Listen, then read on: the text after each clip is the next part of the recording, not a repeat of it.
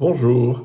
Alors j'ai eu une question intéressante. J'avais parlé de l'élargissement du cœur et puis de laisser tomber les barreaux finalement de ce qui nous enferme et de ce qui m'enferme moi-même, hein, et de les laisser tomber pour être dans le large. Et puis deux commentateurs m'ont dit, et qu'en est-il pour le monde carcéral, c'est-à-dire les gens qui sont vraiment enfermés?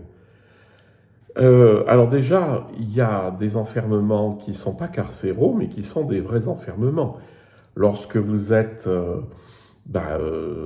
prisonnier de la drogue, d'une addiction quelconque, ou quand vous êtes dans une relation tout à fait toxique qui vous enferme, c'est pas mal non plus, hein. Là, quand même, la bonne nouvelle de la spiritualité, c'est que cet élargissement intérieur, il ne peut pas être empêché par la limitation extérieure. Ça, c'est vraiment important, c'est que l'ouverture de la conscience et de la bienveillance intérieure, il ne peut pas être limité par les murs qu'il y a à l'extérieur, c'est-à-dire quels qu'ils soient. Ça peut être aussi des états psychiques, etc. Et ça, c'est normal parce que, en fait, c'est pas du tout au même niveau. Et les enfermements extérieurs qu'on a, ou les enfermements intérieurs, c'est les limitations intérieures, c'est pas ça qui va m'empêcher de m'ouvrir, hein. Il y a beaucoup d'exemples de gens qui sont passés par des choses assez atroces, des enfermements graves, quoi, mais qui quand même ont témoigné de cette grande ouverture.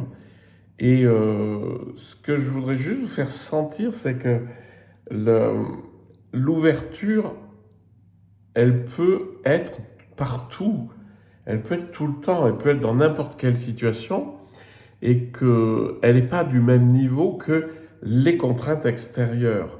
Et ça, tout le monde spirituel a toujours dit que l'accès au divin, l'accès au royaume, l'accès à l'éveil, etc., pouvait être gêné, on est d'accord, mais pas empêché par les contingences extérieures. D'ailleurs, moi, ça m'est arrivé de voir des gens, je viens d'une dame qui était gentille, mais qui était richissime et qui vivait dans un palace à Lausanne et qui était enfermée dans le souvenir de son enfance. Et donc, ben, elle vivait comme ça, très richement dans un palace.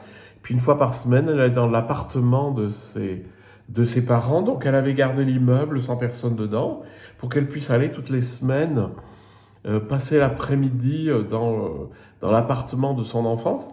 C'est aussi une prison. Donc, évidemment, la prison n'est pas souhaitable et je vous conseille de l'éviter. Mais que c'est pas ça, que ça vous empêchera pas fondamentalement d'accéder à la liberté intérieure.